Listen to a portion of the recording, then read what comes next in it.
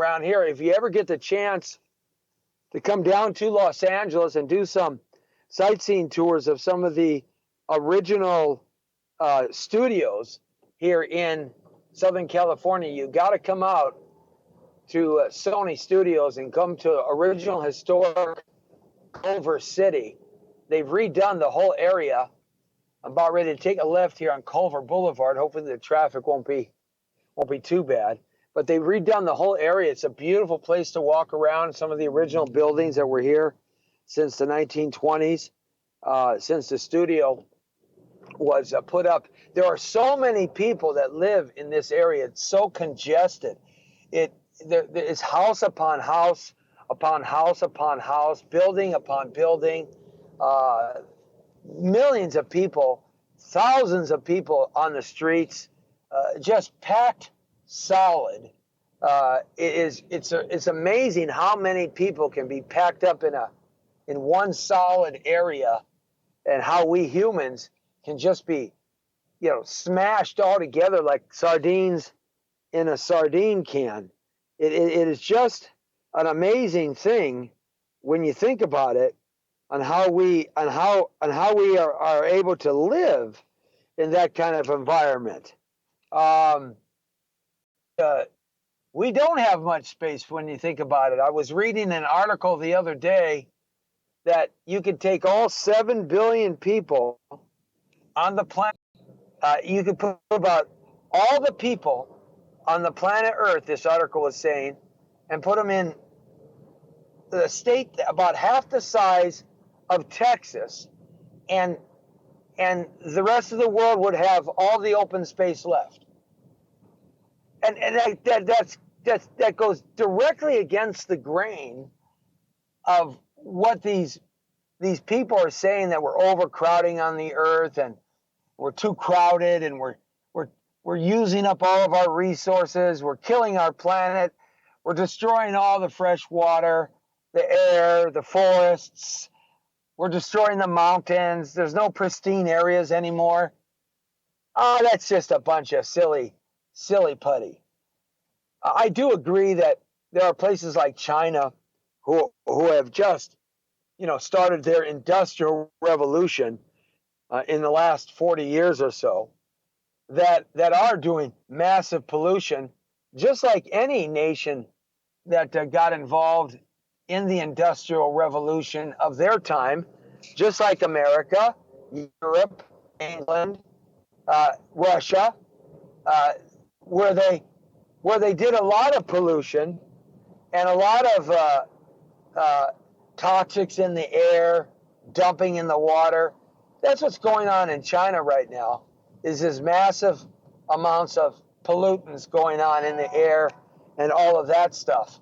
But, they soon enough start cleaning things up, get so smoggy, so bad. I remember as a kid growing up here in Southern California, especially in the 1960s and early 70s, the smog alerts were so bad, stage 3, stage 4 smog alerts, that we literally could not go outside and play as kids.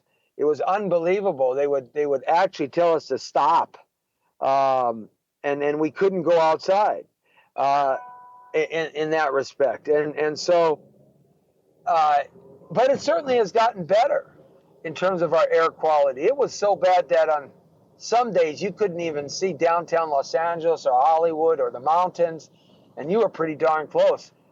City of San Bernardino, where they're having all those fires right now, the city of San Bernardino sits in an area called the Inland Empire. And the Inland Empire is where the high desert meets the Los Angeles Basin area as it ascends. The ocean air from the Pacific Ocean blowing all the smog or all the bad air out to the desert. Then you have the desert air coming in from Palm Springs blowing west, and that all those qualities make that Inland Empire area so smoggy. Back in the 1980s, when I was doing a lot of radio out in that area, it was so smoggy, unbelievable. I got really sick because the smog was so bad, sore throats and everything. Finally got over it, but it was so smoggy. But because it would just sit right there and bake. It would just bake on you, and it was just amazing how bad it was in those areas. Uh, oh, this is interesting. I'm trying to load up on my Facebook page at ABTV Live, the entertainment channel, and our Facebook.com/Jesse Terrero. And now all of a sudden, I can't load up the live feed. Now go figure that. Go figure how that one is supposed to work. Sometimes the technology drives you crazy. You sometimes it works and works and works, and then all of a sudden it doesn't work, and you spend a countless number of hours trying to figure out what has been working for you over and over and over, and then it all of a sudden doesn't work. It aggravates you to no end. This technology that we have today, that we've become a slave to, it is horrible. Yeah, on one side it's really great, but on the other side it drives you insane, the aggravation that it creates and the stress in your life. You pay your bills on these things and you expect them to work, and we get super intensified in terms of our connection to it. It's like a family member, and all of us the second day. And it was just working a little while ago. It's making all these crazy noises. I try not to get aggravated. Folks, I really do. I try. I've come to the point that the littlest things in life drive me absolutely off my rocker. It sidetracks me completely. I become like ADD. I completely get sidetracked off of what I was talking about and dealing with this aggravation. This it's sustained aggravation against the brown beauty on duty. It doesn't work. I mean, it doesn't work. It's the second day it hasn't worked. And it was working just about 2 hours ago. I just don't get it. It says, what's on your mind? I'll tell you what's on my mind. What's on my mind is taking this thing and throwing it across the street here on Sepulveda Boulevard and National on the way to the station, and then going back and driving over it, then getting out and stepping on it, and getting a gas tank, dropping some gas on it, lighting it on fire, and then putting some quarter sticks of dynamite under it and blowing it up and then smashing it with a sledgehammer. That's what's on my mind. Oh, I don't get it. I'm just not. Okay, I can't talk about it anymore. All right. Okay, so anyhow, if you ever get the opportunity, come on down here to Sony Studios after you go to Universal, after you go to Warner Brothers, and you might be able to go down to Disneyland. They have some studios down there, because this was one of the big ones. MGM, you can't get on the Paramount lot, but this MGM was one of the big ones. And there's an interesting story here. My acting coach, Guy Stockwell, and if you bring his name up, Guy Stockwell, terrific acting coach. He was a big superstar on his way to becoming a big superstar for Universal Studios in the 1950s. He was contracted as a child of 9 years old or so in the 1930s at MGM here. His brother Dean Stockwell, from Quantum Leap fame and other movies, Dean Stockwell, and his father, the Stockwell Band, his father sang, it was Prince Charming's voice when Prince Charming sang at Cinderella, the song right at the end. That's Guy's father, John Stockwell. Anyhow, so they tell an interesting story. I remember in 1977, I was 17 years old, sitting in acting class in Hollywood on Melrose at Theater when they used to have a lot of theaters there. Now it's all little clothing haberdasheries and stuff. It's ritzy, yuppie, puppy kind of, millennial kind of little knick-knack shops and stuff. But then it was all one little theater after another little theater after another little theater. And Guy Stockwell had a theater there called Theater. And I must have did over 10 years there. I must have did, 50 plays, 60 plays that I was in. Maybe more, maybe less. It just was every 4 weeks we were doing something new. It was just unbelievable. What a great experience. Anyhow, Guy was my acting coach, and he became a TV character actor and a big TV character actor star. He was in everything, all the way from the 1970s, actually the 1980s, 90s, and just about until he passed away. And I lost a dear friend there, Guy. He became my friend. He became my mentor in a lot of ways, confidant, just a terrific man. He would have been my dad's age today, and that would have been 83, 84 years old. But so Guy Stockwell was my acting coach, and he used to tell a story. And I remember when I first heard this story at 17 years old.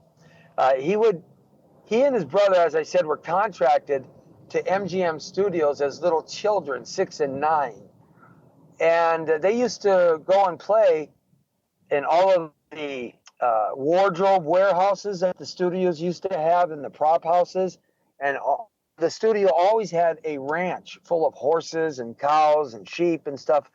They didn't have to go out and get that stuff to make movies or go on location, because the studios here at one time were around an area where there was literally nothing here.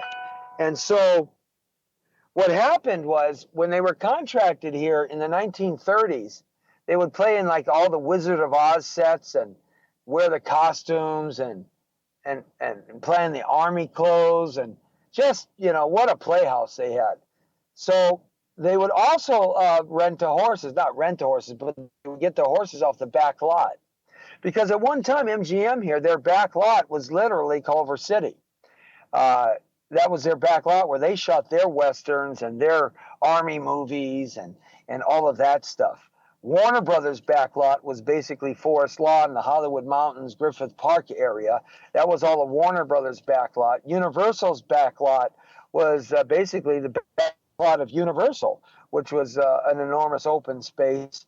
20th Century's back lot was literally City. That was their back lot. So Paramount's back lot was out in Thousand Oaks. And then they all had these extended, huge, giant acres, thousands of acres out in the San Fernando Valley. Cecil B. DeMille, in fact, he owned like 25,000 acres of the San Fernando Valley at one time, and that was his backlot where he kept all his mistresses and concubines, because he had a house for every lady that he loved, sitting on his back lot. But anyhow, that's a whole nother story. The great Cecil B. DeMille. So Guy tells this story about the time when he and his brother got on some horses off the back lot of MGM Studios, what I was just driving by. And he tells this story where they used to get on horseback without any saddle, because they were basically country boy kids from the Midwest, and they would ride to the beach. Now think about that for a second.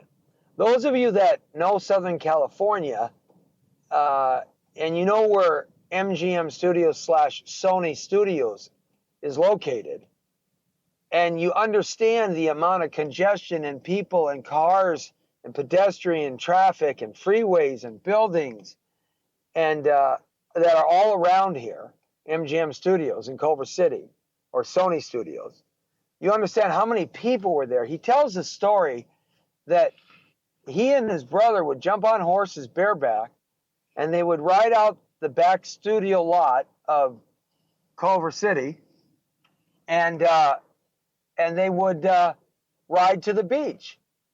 Now, you hear this story and you say, beach? What beach is he talking about? Well, he's talking about the swamp area of what is now known Marina del Rey and Venice, swamps. The beach were swamps. Marina del Rey was a giant swamp. And so he and his brother would get on their horse and ride to what is now Marina del Rey, Playa del Rey, and Venice. And they would take their horses, ride over the sand dunes like Pismo Beach, ride their horses through the swamp area, the inland seawater, right? And ride to the beach and let their horses go and jump and play in the water all day long. In fact, his brother, and all the kids that were contracted to Sony Studios, MGM at the time, would do that.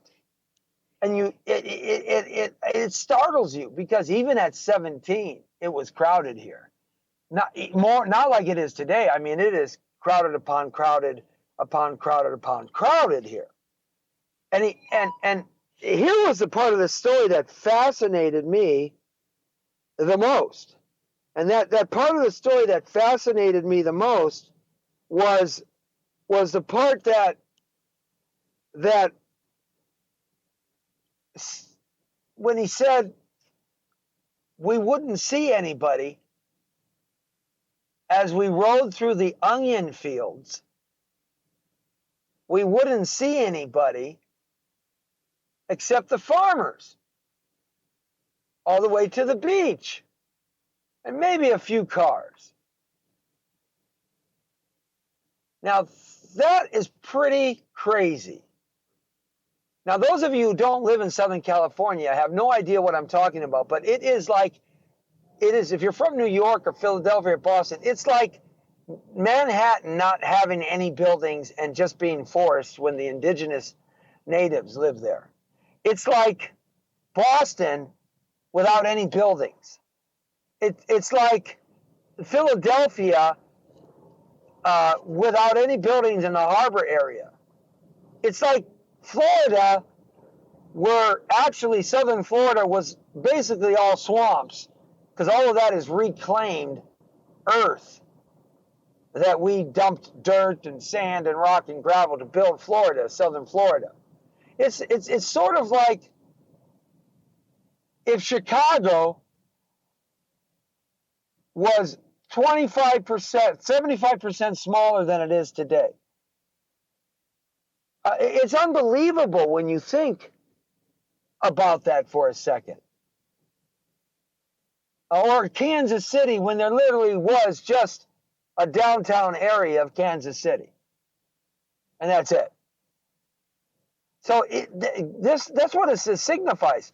They would get on their horse in the 1930s, horses, and they'd ride bareback to what is now known as Marina del Rey. That's before Howard Hughes even owned that area there in Hughes Aircraft. This is before World War II. There was an army base in what is known as Baldwin Hills at that time that had been there since World War I. They used to have tank practice. That's where they would practice tank maneuvers. Baldwin Hills, Ladera Heights, La Brea, Crenshaw, all been through there. Just after they found oil there, and just before they found the massive oil reserves in the 1920s. But he would ride on his horse to the Pacific Ocean and see very little people. It's mind-boggling. It's mind-boggling because it is so packed now.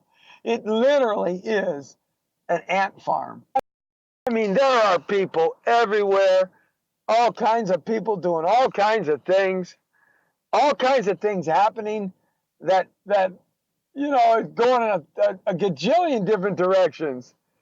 And it blows my thoughts right out of the water when I realize that two little kids in the 1930s could get on a horse without saddles and ride to what is now known as Marina del Rey, the swamps, and the beaches of the Pacific Ocean and have to ride through sand dunes like Pismo Beach.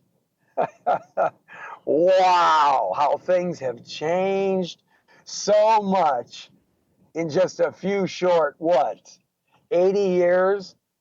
A few short 80 years. Can you imagine what it's going to be like in your hometown 80 years from now? My son just came back from Nashville, Tennessee, and he was telling me about Nashville, downtown Nashville, Broadway Avenue, downtown.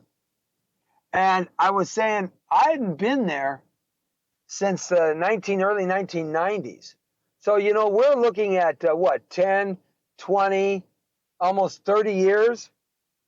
I went to Nashville several times during the late 80s and the early 90s, maybe four times. And when you got outside of Nashville itself, where Nashville, the music capital of the world is, when you got outside of Nashville, I mean, in the Grand Ole Opry, you took your life in your hands in the 80s and the 90s. I mean, you better have yourself a Dukes of Hazzard's fast automobile like you're running moonshine.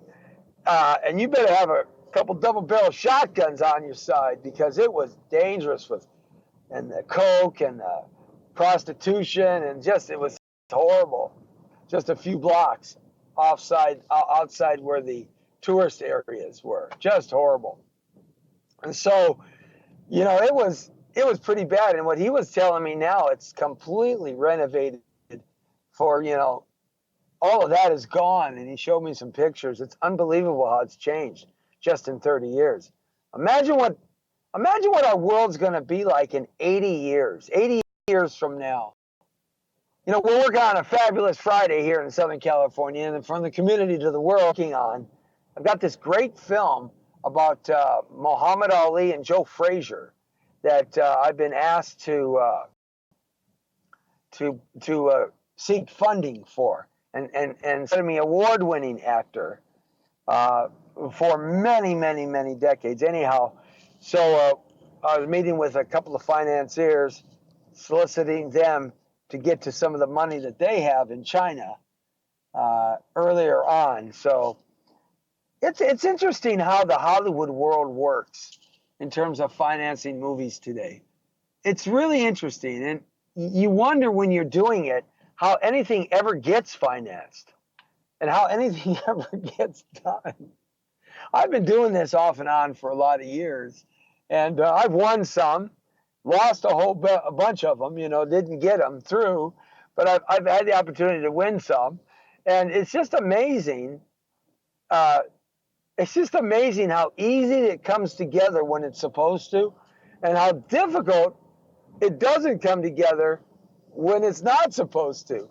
Man, and now you understand why, like Sylvester Stallone, when he wrote the Rocky movie, you understand why it took him 5 years and he got turned down. Something like over 200 producers and movie studios, mostly producers, independent producers, turned him down. And finally he got somebody to help him out, and he won. I think they won 3 Academy Awards on that. Sylvester Stallone won an Academy Award for that. The music, Bill Conte won an Academy Award for that. I think Best Picture. I won 3 or 4 Academy Awards. So you understand why sometimes it takes forever, and why very few people in the entertainment business ever really make it, because it takes so long. It's a forever lifestyle that you become a star overnight. It's just crazy. I've got a funny story. My first agent, and I always envisioned myself sitting down to the right of Johnny Carson and being able to tell this story, had a certain part of my career gone the way I wanted it to go, but it didn't. But that doesn't mean I'm not still trying. That's right, baby. The brown beauty on duty never gives up. Hey, I got to be going like the Energizer Bunny Rabbit, man. The battery that never stops being a battery. It's me, Jesse T. At night, morning, or afternoon. It's 100,000% and keep on going. Um, but I this is so. So I asked Guy Stockwell. I say, Guy, I want to. Is it time for me to get an agent? He said, it's time for you to get an agent. So I'm, early 20s and an adult agent, not a kid's agent. I had a kid's agent when I was a kid, but a real agent, right? So I start going out there trying to find an agent. And it's not done like it was then. It's not done like that today. And so it was a more difficult challenge because you had to have 8x10 shots. They were black and white. There was no internet. There was none of that stuff. So you had to really do a lot of footwork and a lot of traveling and a lot of really soliciting and bugging and bugging and bugging. A little bit different than it is today. So I got this agent, and it was like there was only a couple of agents out of the hundreds and hundreds and hundreds of packages I sent out. There were only a couple of agents that really wanted Jesse T. Now, I was already working at K-Day in Los Angeles on the air full time.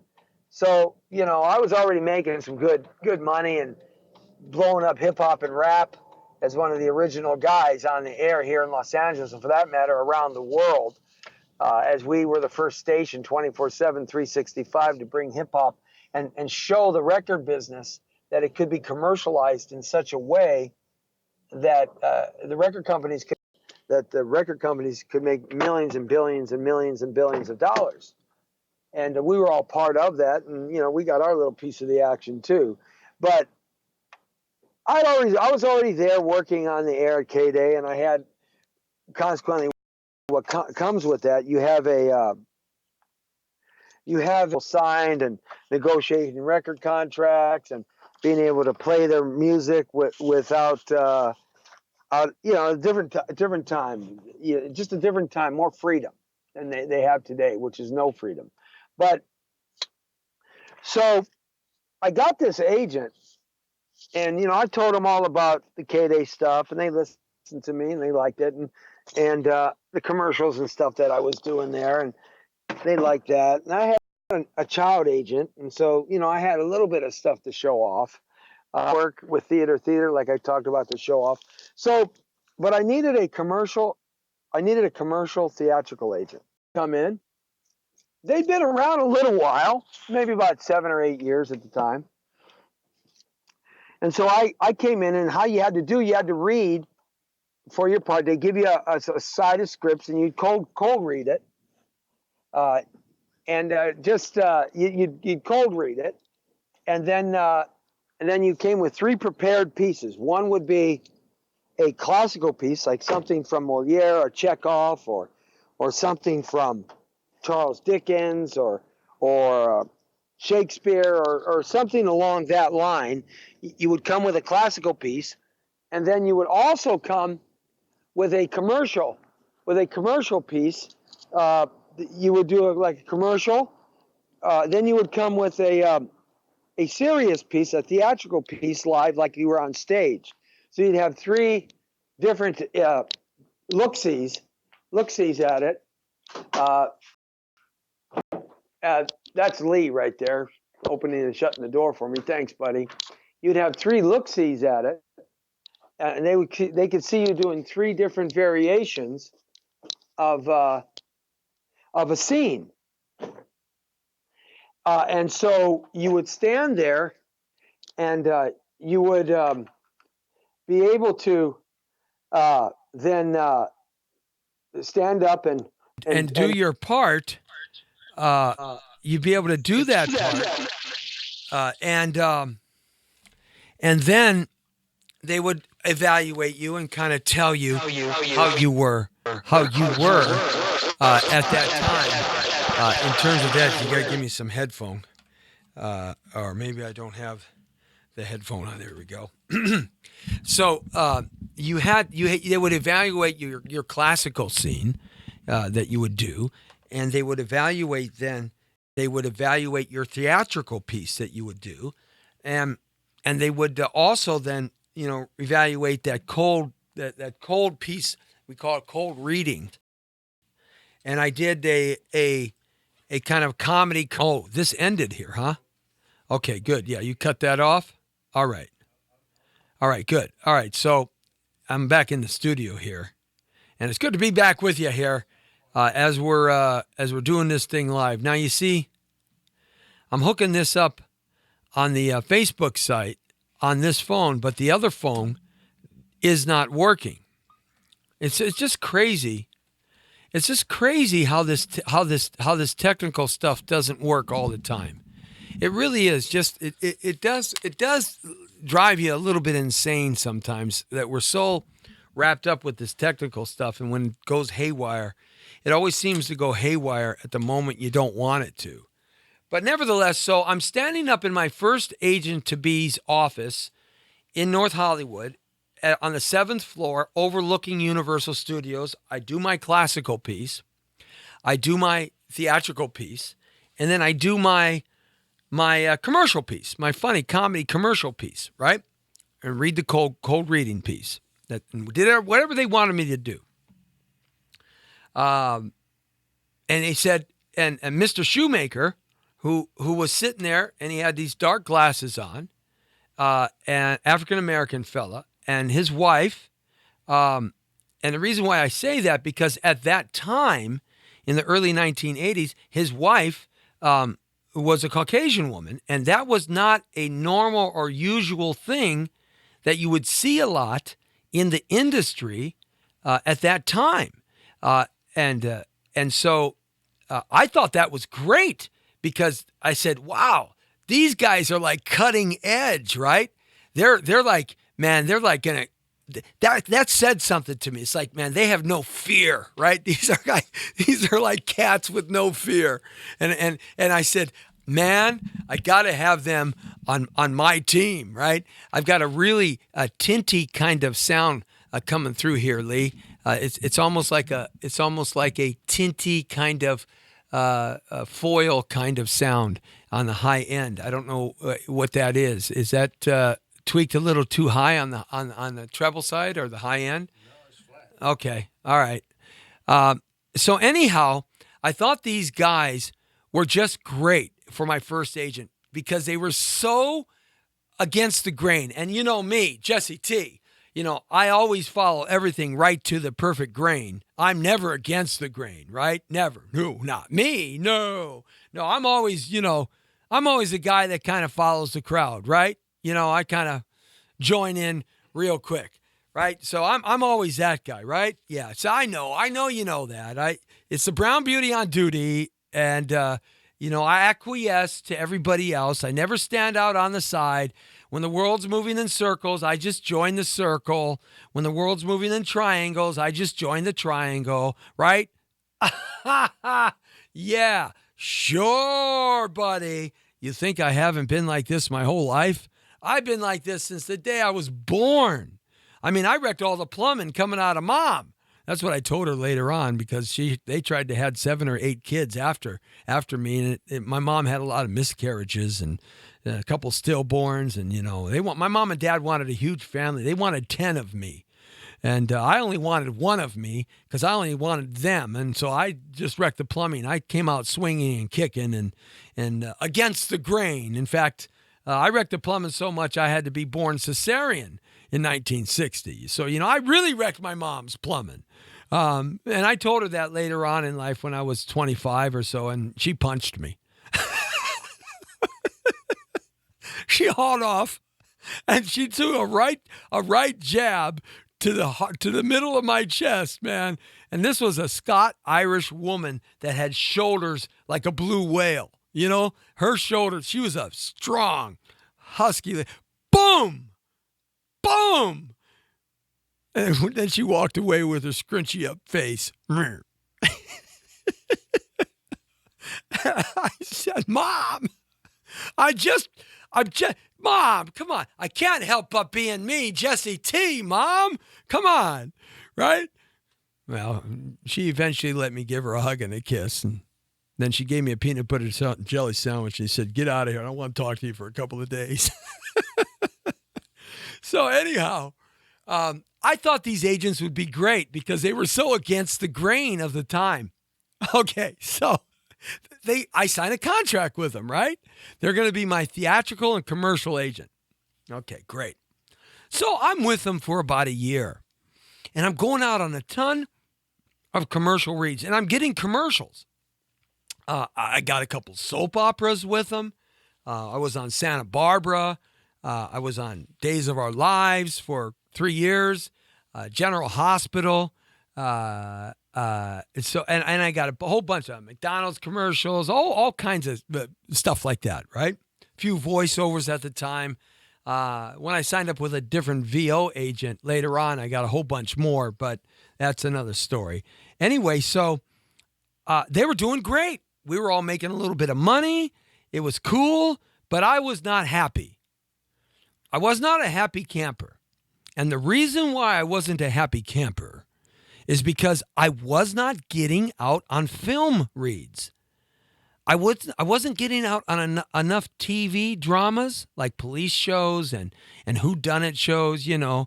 I wasn't getting enough of that kind of stuff. Hill Street Blues, remember that?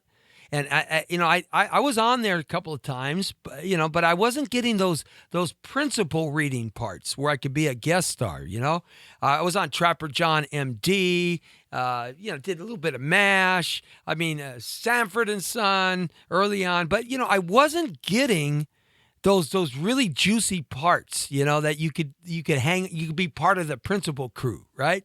Was never getting that. And I'm in my early 20s, and I thought, well, I should be getting that. I've got 10, 12 years of acting experience and training under my belt, right? And I'm doing commercials. I got a decent enough reel. I'm in Los Angeles radio, for God's sakes. I got a name, and I'm doing concerts, promoting concerts, and paying for artists to come in and sing, and I'm doing all that stuff and got a little record company gigs going on here and there. So, I think I should have been able to get out there. I'm a somebody, maybe not Marlon Brando's son, but I'm a somebody. So I complained a lot. So one day I was really pissed because a buddy of mine who kind of looked like me, he went out on this part and he got it. I'm not going to tell you his name because he's a star today, kind of an older star that kind of, he had his run for about 10 years and then now he's, teaching and stuff. But he got this part, and I thought that, man, I should have been able to read for the part at least. That's all I wanted to do, right? And every time I did go out, I would always go out, and sure enough, the guy right before me or the guy that was sitting in the waiting room right after me to read the same part was Tony Danza. Now, I was always going out on the same parts that Tony Danza would go out on. And, come on. Tony Danza, Taxi, remember him? Tony Danza, how am I going to beat out Tony Danza? I never did. The guy always got the part, no matter how big or how small. Jesse T never got it. Now, I used to just fry my bacon, man. I would just get, and then the other guy that would always whoop my butt out there in the read was the terrific actor. It just blew off my. Is Isaiah Morales? Okay. Great actor. We read for the Richie Valens story, and we got to read. We got like 3 or 4 reads. They were paying us. SAG was paying us, and he got the part. What? Look at, man. This guy graduated from Juilliard. He's my age. He graduated New York University Drama School. Got a master's degree from Juilliard in drama, off Broadway, on Broadway when he was a kid. Come on, you can't compete with that, right? And just a terrific actor. But it used to frustrate me. So one day I storm in to Mr. and Mrs. Shoemaker's office, right? I just barge right past the receptionist. I'm pissed. And of course, Jesse T never gets upset. He never gets aggravated. He's always in complete control of his aggravation, right? And Lee knows that. Lee knows he can never get me fired up. And you know, I never get fired up. I control those buttons pretty good. I've got shields around those buttons. He's going to tell you. That sounds like a challenge. Yeah. You know, come on. I'm very good at keeping myself calm in those buttons. You know, I've got like a shield around those buttons, right? So now I go and I storm past the receptionist, and she goes, Jess, I open the door, I walk in, and there is Mr. Shoemaker. He's sitting there with his feet up on the table overlooking the window. He had this panoramic view and a table kind of at the window. He's got his feet up and he's reading this script, right? He's reading this script, okay? And so I say, Mr. Shoemaker, I'm really upset. And he goes, he turns around and he goes, what, Jesse? What are you upset at, right? He's got these black glasses on, you know, dressed nice. And I said to him, I am not going out on enough film parts. You're not getting me out to read for enough principal roles for films, for feature films. And that's where I should be, man. That's where I got to be. So he looks at me, he swings around his chair. He looks at me, I look at him, right? I'm sitting there. And this is a story I wanted to tell on sitting to the right of Johnny Carson someday, an abbreviated story of this. I'm kind of going into it more. But so he looks at me and he goes, you know something, Jesse? You're right. Well, you know, that threw water on my fire right there immediately. He goes, you know, you're right. We do need to get you out on more parts. And right then, his wife walks in, right? And Mrs. Shoemaker says, oh, Jesse, how you doing? Gives me a little hug. I go, you know, I'm not real happy, Miss Shoemaker. I started on her. I'm not getting enough parts. I feature what? We got golden commercials. You got TV stuff. What? No. Soap opera. No, I am not getting feature role parts to read. I'm not going out on those. You know, what's wrong? I mean, you know, look at me. I always go out with Tony Danza, for God's sakes. I mean, send me to something else. I can do something else, right? And so Mr. Shoemaker says, yeah. So he hands me the script. He goes, I was just reading this script. And he hands it to me. And I went, oh, cool. Maybe this is what an actor is supposed to do, right? Throw a temper tantrum every now and then, right? So I said, okay. I'm whining like a little boy. Stomping my feet, right? Crying on the floor. I want a candy. He gives me the candy. He gives me a script. He's reading the one he was reading. He swung around on, right? And so I said, oh, okay. So I sit down and Mrs. Shoemaker says, oh yeah, you're going to like that script. And let me give you this other version of it. And I said, oh, okay. So now, Lee, I got this other version of this script, guys. I got two versions of the same script, and I put her version under his version. I figured her version was the one I was going to take home, right? It was like, you can take home, there's a juicy part in there for you, right?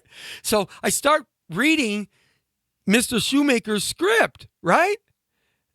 And I open the page, and I look at it, and I go, wait a minute. So I second page, third. Now these kinds of scripts are 127 pages long or so. That's what a feature film script is. Okay, it's really, I'm reading it and I can't understand it. I don't understand anything, and I can't decipher the language. I can't figure it out. So I'm looking at it, and I said, and then I look at Mrs. Shoemaker's version of it. I understood that one. And then I said, Mr. Shoemaker, Mrs. Shoemaker, is Mr. Shoemaker blind? And she goes, well, of course. And Mr. Shoemaker says, I've been blind since I was born. And I went and I looked at him, and now he can't see me, right? It's the first time I noticed that, right? I look at him, I look at the script, it's in Braille, the one he's reading, obviously, right? So I look at the script, I look at Mrs. Shoemaker. Now, guys, I'm like 23 years old, right? At this time, in 1983, right? I look at the script and I said, you're friggin' blind. And he goes, yeah. I said, Mrs. Shoemaker, he's blind. Your husband you guys are pulling my leg. You ain't blind. No. So I get up out of my chair and I walk over to him and I put my hand in front of his eyes. And I kind of shake my hands at his face. And I pick something up. I said, what am I picking up? Right? He goes, I can't see you, man. So I reach over and I pull his glasses off. And one eye is going up and one eye is going down. And he's blind. My first theatrical and commercial agent in Hollywood was friggin' blind. Now, you talk about deflating somebody's ego, an actor's ego, man. When I took his glasses off and one eye is going this and one eye is going that, I said, Jesus, my first agent is blind. Is that a testament to my talent? No wonder I'm not going out on any feature films. My agent is blind. And I said to Mrs. Shoemaker, I just looked at her and I went, Jesus Christ. I got up. I walk out the door. My hands are in the air. And I said, that's my career. There it is. The first agent I have in Hollywood as an adult is blind. Oh, my God.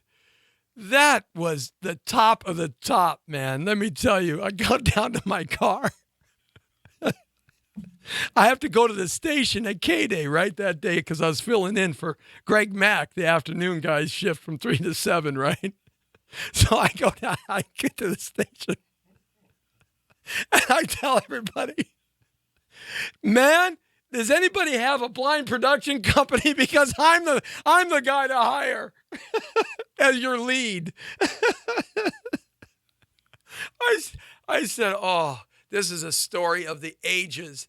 And I can't wait to sit at Johnny Carson's right in the chair and tell him about this story. Would that have been just an outrageous story on The Tonight Show? That my first agent was blind, Lee. Lee, I'm 23 years old, right? He's got dark glasses on. Everybody in Hollywood wears dark glasses, man. His office is right there, in the corner where the sun kind of comes up and he gets the sun all day long, right? And I'm thinking to myself, I never saw him get up or anything. He was always sitting down, because every time I went, man, I was hoping he would do a Stevie Wonder, with the head bobbing like this, right? Or Ray Charles, right? Ray Charles. Man, this dude's face was stoic like a Roman statue, okay? Right?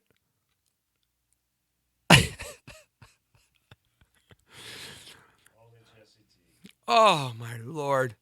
My first agent was blind. I have no idea how I got on that topic, but I know it related to something I was talking about. I don't know what it was related to. It's just something I was talking about MGM Studios and going to the beach on horseback and seeing nothing but onion fields. Guy Stockwell and his brother Dean in the early 1930s, the swamps of Marina del Rey, which of course became the harbor of Marina del Rey Harbor, but those was just inland swamps, lagoons, so to speak. But that was my first agent, a blind agent, a testament to the talent of Jesse T. So I went back to Guy Stockwell when I got the courage to be able to tell him, right? Because, like I said, if he was living today, he would be my dad's age, 83 or 84 years old, right? So he was, 27 years older than me and 28 years older than me. And so he was a mentor of mine. I ended up handling all his finances and his real estate, his loans, and helped him in the hospital, and was one of the. And I threw his brother Dean off out of his house with his Dean's bodyguard because I was so pissed. I did get aggravated that day. They really pissed me off. And then he passed away in the early 2000s. In Prescott, Arizona. Anyhow, when I finally got the courage, this was about 4 months later, I finally got the courage to tell Guy that the Mr. Schumacher was blind, right? So I said, Guy, I got to tell you something. You know my agent, right? The Schumachers, right? He goes, oh, yeah, you told me, right, when you got him. I said, yeah. He said, I just found out about 3 months ago that Mr. Schumacher was blind. And so Guy deadpans, and he looks at me, and he says, I know.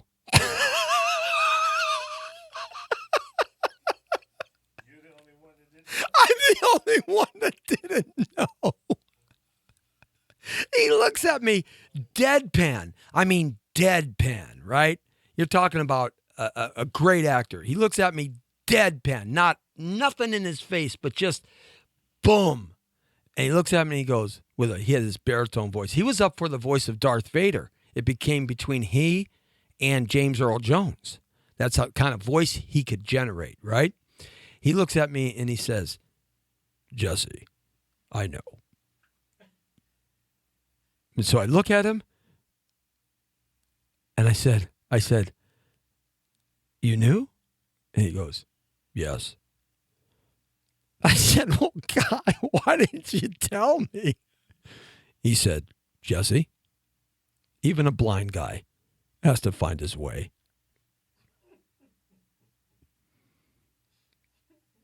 Now, I know he wasn't talking about Shoemaker. He was talking about me. Even a blind guy has to find his way. My eyes wide open but blind. Right? That was the lesson. And what a lesson it was. So anyhow, that's a Hollywood story from yours truly, Jesse Terrero's experience as an actor. I stepped away from acting completely and 100% when I got to be in my 30s, late 20s, late 20s, early 30s. And then I stepped away from the entertainment business completely when I was 34 and didn't come back to it till I was 50. And I've been back at it for about 6 years now, by choice, by absolute choice.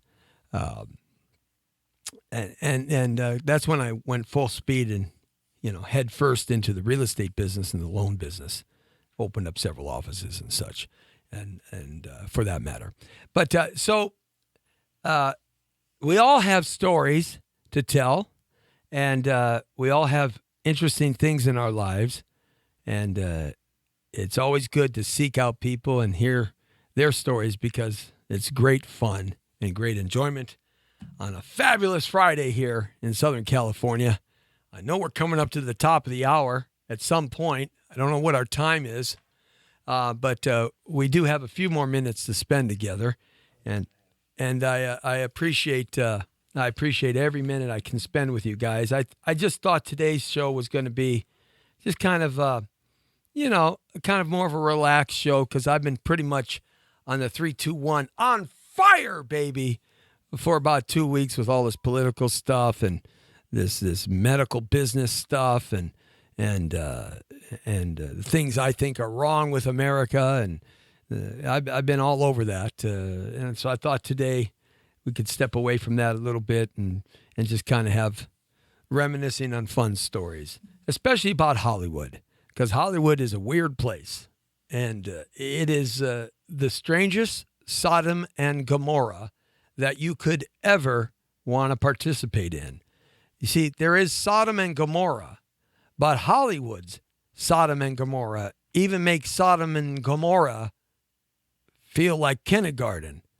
It is out of this world in terms of that. Just the things that happen to you are unbelievable here in the land that never sleeps in Hollywood, California. A beautiful day in Southern California. Hope you're going to have a good weekend wherever you're at.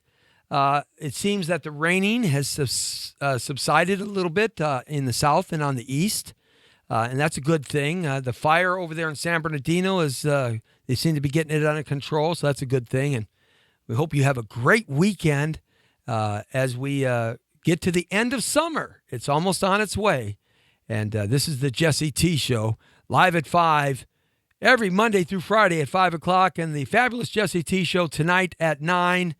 And, of course, we are on Facebook.com/thepowervoices.com. Use our app, download free for your Apple and your Android, and check us out on YouTube Live and many other social network stations that we're on all the time. Sorry for the technical problems for AVTV Live and our Facebook channel there, but we'll fix that up and have another go at it. And you have a great weekend, and appreciate your time that you give me today. This is the Brown Beauty, baby. The Brown Beauty is off duty. See ya.